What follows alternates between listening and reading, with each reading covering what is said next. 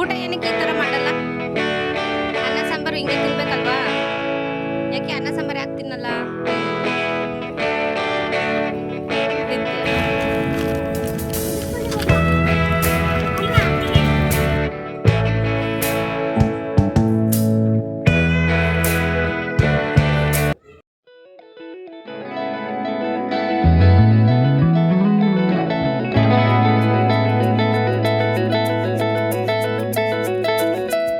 Hello everyone, ಎಲ್ರಿಗೂ ನಮಸ್ಕಾರ. ಬೆಳಗಿನ ಶುಭೋದಯಗಳು. ಎಲ್ಲರೂ ಹೇಗಿದ್ದೀರಾ? ಚೆನ್ನಾಗಿದ್ದೀರಾ ಅಲ್ವಾ? ನಾನಂತೂ ತುಂಬ ಚೆನ್ನಾಗಿದ್ದೀನಿ. ಹಾಗೆಯೇ ಇವತ್ತು ತುಂಬ ಖುಷಿಯಾಗಿ ವ್ಲಾಗ್ನ ಸ್ಟಾರ್ಟ್ ಮಾಡ್ತಾ ಇದ್ದೀನಿ. ನನ್ನ ಮಗನ ಜೊತೆ ಹರಟೆ ಹೊಡಿತಾ ಹಾಗೆಯೇ ಸ್ವಲ್ಪ ಕೆಲಸ ಮಾಡ್ತಾ ಈ ವ್ಲಾಗ್ನ ಸ್ಟಾರ್ಟ್ ಮಾಡೋಣ. ಇವತ್ತಿನ ದಿನ ಎಲ್ಲರಿಗೂ ಖುಷಿಯಾಗಿರಲಿ ಅಂತ ದೇವರಲ್ಲಿ ನಾನು ಬೇಡ್ಕೊಳ್ತೀನಿ. ನಮ್ಮ ಅಮ್ಮಂದಿರಿಗೆಲ್ಲ ಏನು ತಲೆನೋವು ಅಂತ ಅಂದರೆ, ಈ ಮಕ್ಕಳು ಮನೆಯೆಲ್ಲ ಗಲೀಜು ಮಾಡ್ತಾರೆ, ಅದು ಇದು ಕಿತಾಪತಿ ಮಾಡ್ತಾರೆ, ಜಗಳ ಆಡ್ತಾರೆ. ಎಲ್ಲರ ಮನೇಲೂ ಇದು ಕಂಪ್ಲೇಂಟ್ ಇದ್ದಿದೆ ಅಲ್ವಾ? ನಮ್ಮ ಮನೇಲೂ ಇದೇ ಕಂಪ್ಲೇಂಟು. ಸೊ ಆದಷ್ಟು ಮಕ್ಕಳನ್ನ ನಮ್ಮ ಜೊತೆ ಹೆಲ್ಪ್ ಮಾಡೋದಕ್ಕಾಗಲಿ ಅಥವಾ ಬೇರೆ ಆ್ಯಕ್ಟಿವಿಟಿಗಳನ್ನ ಕೊಡೋದ್ರ ಜೊತೆ ತೊಡಗಿಸ್ಕೊಳ್ಳೋದ್ರಿಂದ ಸ್ವಲ್ಪ ಆದಷ್ಟು ಮಟ್ಟಿಗೆ ಅವರು ಕಿತಾಪತಿ ಮಾಡೋದು ಮತ್ತು ಮನೆಯೆಲ್ಲ ಗಲೀಜು ಮಾಡೋದು ಅದೆಲ್ಲ ಕಡಿಮೆ ಆಗುತ್ತೆ. ಮ್ಯಾಗಿ ನೋಡೋದಕ್ಕ ಸ್ವಲ್ಪ ಜೋರಾಗಿ ಮಾತಾಡ್ತೀಯಾ? ಮ್ಯಾಗಿ ಅಡಿಗೆ ಮಾಡ್ತೀಯಾ? ಓಕೆ, ಮತ್ತೆ ಏನ್ ಬರುತ್ತೆ ನಿಂಗೆ ಮಾಡೋದಕ್ಕೆ? ಏನ್ ಬರುತ್ತೆ? ಅದೇ ಏನ್ ಅಡಿಗೆ ಮಾಡಕ್ ಬರುತ್ತೆ? ಮಕ್ಕಳು ಮನೇಲಿದ್ದರೆ ಟೈಮು ಎಷ್ಟು ಬೇಗ ಓಡುತ್ತೆ ಅನ್ನೋದೇ ಗೊತ್ತಾಗಲ್ಲ. ನಾನು ಮನೆ ಕೆಲಸ ಎಲ್ಲ ಮುಗಿಸಿ ಸ್ವಲ್ಪ ಹೇರ್ ಕೇರ್ ಮಾಡೋಣ ಅಂತ ಅಂದ್ಕೊಂಡು ಹೇರ್ ಆಯಿಲ್ನ ಹಚ್ಕೊಂಡು ಲೈಟಾಗಿ ಮಸಾಜ್ ಮಾಡ್ಕೊಳ್ತಾ ಇದ್ದೀನಿ. ನಾನೇ ಪ್ರಿಪೇರ್ ಮಾಡಿರೋವಂತಹ ಹೇರ್ ಆಯಿಲ್ನ ಹಾಕ್ಕೊಳ್ತಿದ್ದೀನಿ.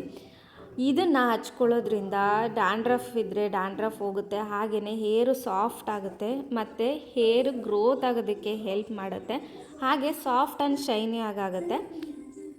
ನಾನು ಚಿಕ್ಕವಳಿದ್ದಾಗಿಂದನೂ ಈ ಹೇರ್ ಆಯಿಲ್ನೇ ಯೂಸ್ ಮಾಡ್ತಾ ಇರೋದು. ನೀವೇ ನೋಡಿರ್ಬೋದು ಮುಂಚೆ ವ್ಲಾಗಲ್ಲೆಲ್ಲ ನಂದು ಕೂದಲು ಎಷ್ಟು ಶಾರ್ಟ್ ಇತ್ತು ಅಂತ, ಇವಾಗ ಎಷ್ಟು ಉದ್ದ ಆಗಿದೆ ಅಂತ. ಸೊ ಇದನ್ನು ಯೂಸ್ ಮಾಡೋದ್ರಿಂದ ತುಂಬ ಬೆನಿಫಿಟ್ಸ್ ಇದೆ, ಹಾಗೆ ಸೈಡ್ ಎಫೆಕ್ಟ್ಸ್ ಅಂತೂ ಇಲ್ಲವೇ ಇಲ್ಲ. ನಿಮಗೇನಾದರೂ ಈ ಹೇರ್ ಆಯಿಲ್ನ ಹೇಗೆ ಮಾಡೋದು ಅಂತ ರೆಸಿಪಿ ಬೇಕು ಅಂತ ಅಂದರೆ ಹಿಂದಿನ ವ್ಲಾಗಲ್ಲಿ ಹೋಗಿ ಒಂದು ಸಲ ಚೆಕ್ ಮಾಡಿ. ನನ್ನ ವ್ಲಾಗಲ್ಲಿ ಹೇಗೆ ಹೇರ್ ಆಯಿಲ್ನ ಪ್ರಿಪೇರ್ ಮಾಡೋದು ಅಂತ ಕಂಪ್ಲೀಟ್ ವಿಡಿಯೋ ಹಾಕಿದ್ದೀನಿ. ಯೂಶ್ವಲಿ ನಾನು 9:30ಗೆಲ್ಲ ಗಂಜಿ ಮಾಡ್ಕೊಂಡು ಕುಡ್ಬಿಡ್ತೀನಿ, ಟಿಫನ್ನ ಸ್ಕಿಪ್ ಮಾಡ್ತೀನಿ. ಇವತ್ತು ನಾನು ಗಂಜಿ ಕುಡಿಯೋದನ್ನ ಮರ್ತುಬಿಟ್ಟಿದ್ದೆ, ಕೆಲಸ ಅದು ಇದು ಅಂತ ಅಂದ್ಕೊಂಡು. ನನ್ನ ಮಗ ಮನೇಲಿದ್ದರೆ ಸೊ ಈ ಥರ ಎಲ್ಲ ಆಗ್ತಾನೇ ಇರುತ್ತೆ. 12:30 ಆಗೋಗಿತ್ತು ಆಗಲೇ. ಊಟ ಟೈಮ್ ಆಗಿತ್ತಲ್ಲ ಅಂತ ಅಂದ್ಕೊಂಡು ಸ್ವಲ್ಪ ಗಂಜಿ ಕುಡ್ಕೊಂಡು ಊಟ ಮಾಡೋಣ ಅಂತ ಅಂದ್ಕೊಂಡು ಎರಡೂ ಒಟ್ಟಿಗೆ ಮುಗಿಸ್ದೆ. ಇವತ್ತು ನಂದು ಸ್ಪೆಷಲ್ ಏನಂತ ಅಂದರೆ, ಆವಾಗಲೇ ಬಟಾಣಿ ಕಾಳು ಬಿಡಿಸ್ತಿದ್ವಿ ಅಲ್ವಾ? ಸೊ ಬಟಾಣಿ ಕಾಳು ಹಾಕಿ ಹಾಗೆ ಪಾಲಕ್ ಸೊಪ್ಪು ಸ್ವಲ್ಪ ಎಗ್ಗನ್ನ ಹಾಕಿ ಗ್ರೇವಿ ಜೊತೆ ಚಪಾತಿನ ತಿಂದೆ. ಟೇಸ್ಟ್ ಅಂತೂ ಸಖತ್ತಾಗಿತ್ತು. ಈ ರೆಸಿಪಿನ ನಾನು ನೆಕ್ಸ್ಟ್ ವ್ಲಾಗಲ್ಲಿ ಶೇರ್ ಮಾಡ್ತಾಯಿದ್ದೀನಿ. ಈ ವ್ಲಾಗಲ್ಲೇ ಹಾಕಿದ್ರೆ ಸ್ವಲ್ಪ ಲೆಂತಿ ಆಗುತ್ತೆ ವಿಡಿಯೋ ಅಂತ ಅಂದ್ಕೊಂಡು ನಾನು ಈ ವ್ಲಾಗಲ್ಲಿ ಹಾಕ್ತಿಲ್ಲ. ಇವಾಗ ಊಟ ಮುಗಿಸ್ಕೊಂಡು ಶಾಪ್ಗೆ ಬೇರೆ ಹೋಗೋದಿದೆ. ಗೈಸ್, ಏನು ಗೊತ್ತಾ, ನಮ್ಮನೇಲಿ ಒಂದು ಮಂಕಿ ಇದೆ, ಅದ್ರ ಹೆಸರು ಹೇಮಲ್ ಅಂತ. ನೋಡಿ ಹೆಂಗೆ ಆಡ್ತಿದೆ ಅಂತ.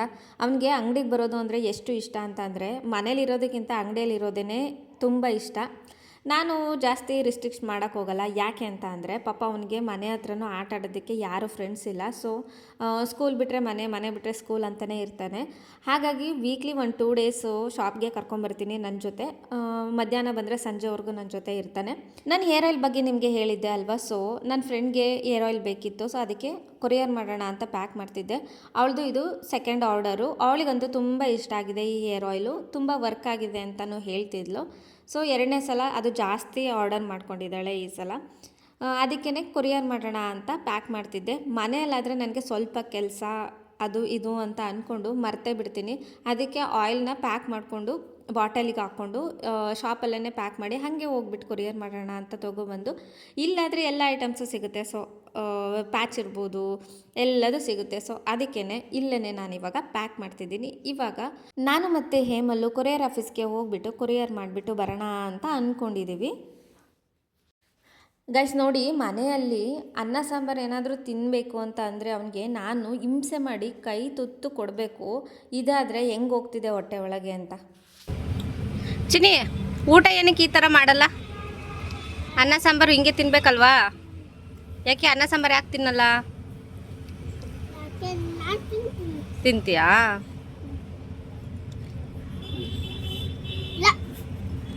ಏನಿಲ್ಲ, ಯಾಕೆ ತಿನ್ನಲ್ಲ?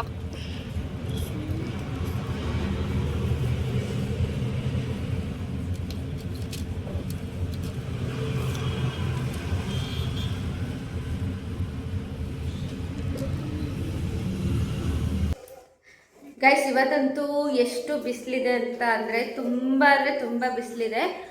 ಆ್ಯಕ್ಚುಲಿ ನನ್ನ ಫ್ರೆಂಡ್ಗೆ ಒಂದು ಹೇರ್ ಆಯಿಲ್ನ ಪಾರ್ಸಲ್ ಕೊರಿಯರ್ ಮಾಡೋದಿತ್ತು. ಸೊ ಅದಕ್ಕೆ ಅಂತ ಬಿಸಿಲಲ್ಲಿ ನಡ್ಕೊಂಡು ಹೋಗಿದ್ದೆ ಮಧ್ಯಾಹ್ನ. ಬಟ್ ನನ್ನ ದುರಾದೃಷ್ಟನೋ ಏನೋ ಗೊತ್ತಿಲ್ಲ, ಕ್ಲೋಸ್ ಆಗಿತ್ತು ಇವತ್ತು. ನಾನು ರಿಪಬ್ಲಿಕ್ ಡೇ ಅನ್ನೋದು ಮರ್ತ್ಬಿಟ್ಟು ಹೋಗ್ಬಿಟ್ಟಿದ್ದೆ, ಕ್ಲೋಸ್ ಆಗಿತ್ತು. ಸೊ ನಾಳೆ ಮತ್ತೆ ಹೋಗಬೇಕು. ಆ ಬಿಸಿಲು ಧೂಳಿಗಂತೂ ಫೇಸು ಎಷ್ಟು ಹಾಳಾಗಿದೆ ಅಂತ ಅಂದರೆ, ಇವಾಗಂತೂ ನಾನು ಶಾಪ್ಗೆ ಹೋಗಬೇಕು ಅದು ಇದು ಅಂತ ಬ್ಯುಸಿ ಸ್ಕೆಡ್ಯೂಲಲ್ಲಿ ಸ್ಕಿನ್ ಕೇರ್ ಮಾಡೋದನ್ನೇ ಬಿಟ್ಬಿಟ್ಟಿದ್ದೆ ಈಗೊಂದು 15 ಡೇಸಿಂದ. ಸೊ ಇವಾಗ ಆ್ಯಕ್ಚುಲಿ ಇವತ್ತಾದ್ರೂ ಒಂದು ಸ್ವಲ್ಪ ಸ್ಕಿನ್ ಕೇರ್ ಮಾಡೋಣ ಅಂತ ಅಂದ್ಕೊಂಡು ಇವಾಗ ಜಸ್ಟ್ ನಾನು ಫೇಸ್ ವಾಶ್ ಮಾಡ್ಕೊಂಡು ಬಂದಿದ್ದೀನಿ. ಇವಾಗ ನೆಕ್ಸ್ಟ್ ಏನೇನು ಮಾಡ್ತೀನಿ ಅಂತ ನೋಡೋಣ. ಒಂದು ಬೌಲ್ಗೆ ಒಂದು ಅರ್ಧ ಇಲ್ಲ ಅದಕ್ಕಿಂತ ಸ್ವಲ್ಪ ಜಾಸ್ತಿ ನೀರನ್ನ ಹಾಕ್ಕೊಂಡು ಅದಕ್ಕೆ ಐಸ್ ಕ್ಯೂಬ್ಗಳನ್ನ ಹಾಕ್ಕೊಂಡಿದ್ದೀನಿ. ನಾವು ಈ ಥರ ಫೇಸ್ಗೆ ಐಸ್ ವಾಟರ್ನ ತಗೊಳ್ಳೋದ್ರಿಂದ ನಮ್ಮ ಫೇಸಲ್ಲಿ ಓಪನ್ ಪೋರ್ಸ್ ಆಗಿರುತ್ತೆ ನೋಡಿ, ಅದೆಲ್ಲ ಕಡಿಮೆ ಆಗ್ತಾ ಬರುತ್ತೆ. ಹಾಗೆಯೇ ಫೇಸು ಗ್ಲೋ ಆಗೋಕ್ಕೆ ಸ್ಟಾರ್ಟ್ ಆಗುತ್ತೆ. ಇದನ್ನು ವೀಕ್ಲಿ ಒಂದು 3 ಡೇಸ್ ಮಾಡಿಕೊಂಡ್ರೆ ಸಾಕು, ನಮಗೆ ರಿಸಲ್ಟು ಖಂಡಿತವಾಗ್ಲೂ ಗೊತ್ತಾಗುತ್ತೆ. ನೀವು ಕೇಳಿರ್ಬೋದು ಸೆಲೆಬ್ರಿಟೀಸ್ ಎಲ್ಲ ಈ ಥರ ಯೂಸ್ ಮಾಡ್ತಾರೆ ಕೋಲ್ಡ್ ವಾಟರ್ನ ಅಂತ ಫೇಸ್ಗೆ. ಸೊ ಇದರಿಂದ ತುಂಬ ಬೆನಿಫಿಟ್ಸ್ ಇದೆ, ಇದು ಖಂಡಿತ ವರ್ಕ್ ಆಗುತ್ತೆ.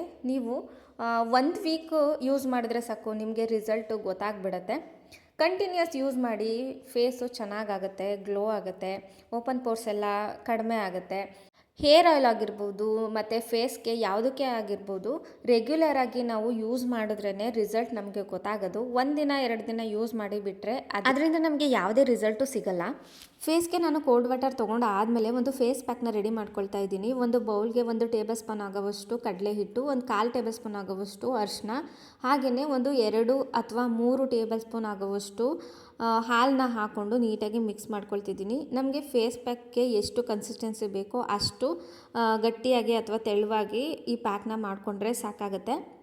ಇವಾಗ ಒಂದೊಂದು ಸ್ವಲ್ಪನೇ ತೊಗೊಂಡು ನಾವು ಫೇಸ್ಗೆಲ್ಲ ಅಪ್ಲೈ ಮಾಡಬೇಕಾಗುತ್ತೆ ನೀಟಾಗಿ.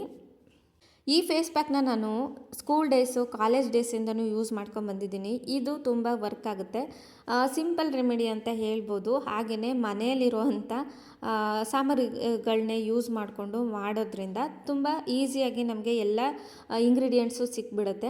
ಇದನ್ನು ಯೂಸ್ ಮಾಡೋದ್ರಿಂದ ನಮಗೆ ಪಿಂಪಲ್ ಆಗಿದ್ದರೆ ಪಿಂಪಲೆಲ್ಲ ಡ್ರೈ ಆಗ್ತಾ ಬರುತ್ತೆ, ಹಾಗೆಯೇ ಕಂಪ್ಲೀಟಾಗಿ ಹೋಗುತ್ತೆ.